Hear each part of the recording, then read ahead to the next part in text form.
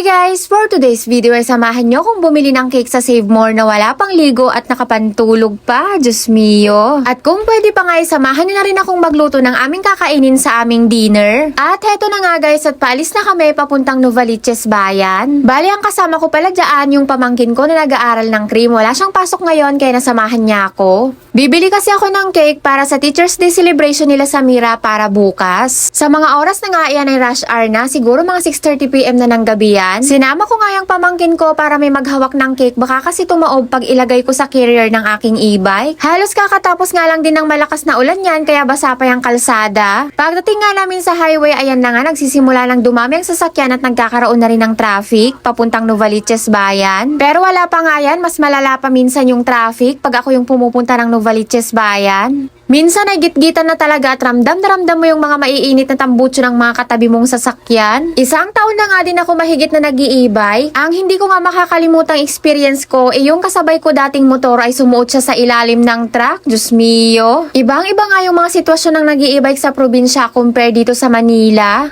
Dito nga pag nervyosa ka hindi talaga pwede dahil iba-ibang sasakyan ng mga makakasabay mo. Oy, pero hindi ako pasaway na nag-i-e-bike ka, lagi lang ako minsan sa gilid. Pagka-parking ko nga ng e-bike ay dumiretso kami agad sa Save More. Itsura ng kumari nyo, excited sa Christmas. Wala pa nga akong ligo-ligo dyan pero nakarating ako ng Save More para bumili ng cake. Sa group ko kasi na pag-usapan naming dadalhin ay cake kaya hati-hati na lang kami. At ako na nga lang din ang nagpresenta na bumili dahil nga may e-bike naman ako. Ang pinili ko ang cake ay yung kasya lang sa budget namin. Pastel bloom na round cake nga yung napili ko at ang flavor niya ay mocha. Goldilocks, Bekenemen. Kahit isang slice lang charot. Agad ko na ang binayaran yung cake na napili ko para malagyan na rin ng dedication. Basta nga bumibili ako ng cake, nalilibang ako panoorin yung naglalagay ng dedication sa cake.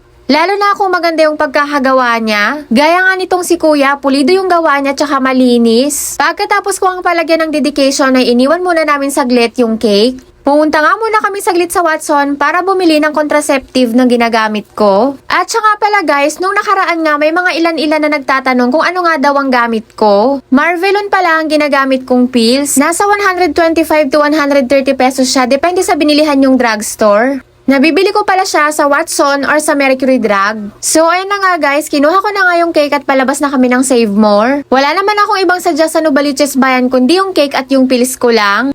Kailangan nga makauwi din kami agad dahil nga hindi pa ako nakakaluto ng ulam namin. Bago nga kami tuluyang umuwi, dumaan muna kami sa Julie's. Bumili nga lang ako ng tinapay para may pangkape yung asawa ko bukas bago pumasok. Bali na iwan nga si Cypher tsaka si Samira dahil dumating naman ng maaga yung asawa ko. Habang inaayos ko nga yung mga binili ko dyan ay binibiling ko yung pamangkin ko na hawakan niya ng maayos yung cake para hindi masira. Nakakahiya naman kasing iabot kay teacher kung hindi maganda yung itsura ng cake. Diyos mio! Pagka-uwi nga namin ay agad akong naligo at hinanda ko agad yung lulutuin ko. Itlog na may ampalaya na nga lang ang lulutuin ko para madali lang.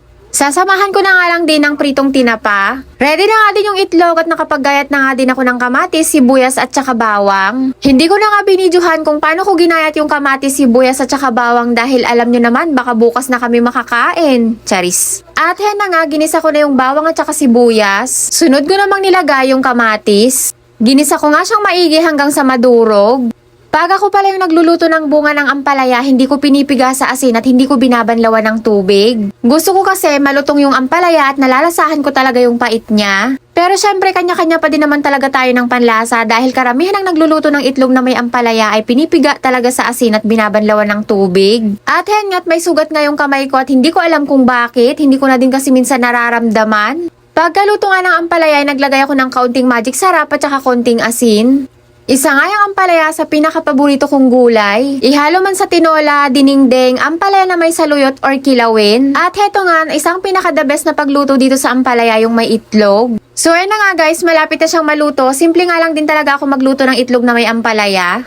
Minsan pag trip ko, ginigisa ko din siya sa corned beef. Pagkalagay ko nga ng itlog, hinalo-halo ko lang siya ng kaunti at hindi ko gusto masyado yung naluluto yung itlog. Sinandok ko na nga din agad para kakain na din kami. Yung late ka na nakapagluto ng dinner nyo pero pinili mo pa ding i-content. O diba, super late na talaga masyado kayong kakain. Buti na nga lang at nasanay na din yung mga tao sa paligid ko. Sunod ko namang prinito yung ilang pirasong tinapa. Mas gusto ko nga din sana na inihaw yung tinapa kaso nga lang ay napakahirap mag-ihaw dito sa Manila. Hindi katulad sa probinsya na pagkatapos mong magsaing habang iniin-in yung kanin ay pwede mo nang ilagay sa baga. Pagkatapos ko nga prituhin yung tinapay, agad naman akong naghiwa ng sibuyas at saka kamatis. May natira pa kasing bagoong alamang nung nakaraang nagluto ako. Siyempre pag Ilocano or Ilocana, ang pinaka-the best talaga na sausawan para sa amin ay yung bagoong isda at bagoong alamang with kamatis at saka sibuyas. Habang nagvo-voice over nga ako, Diyos mio, bigla akong naglaway sa alamang, parang gusto ko tuloy ng mangga, Diyos mio. Pagkatapos ko ang maghain ay pinagising ko naman kay Samira ang daddy niya dahil nga nakatulog na. At hengat may kasama pang hilot.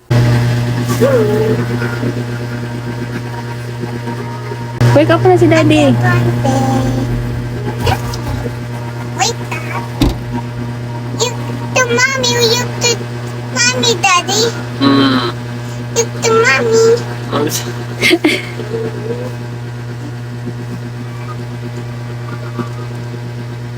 Kiss mo na si daddy.